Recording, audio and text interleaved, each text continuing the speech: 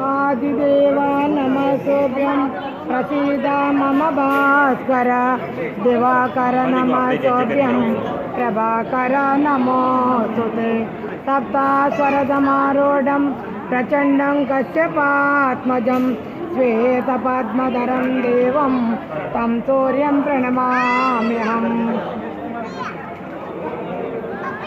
Janeshwar स्वामी Govinda Govinda, Sriman Narayana Govinda गो।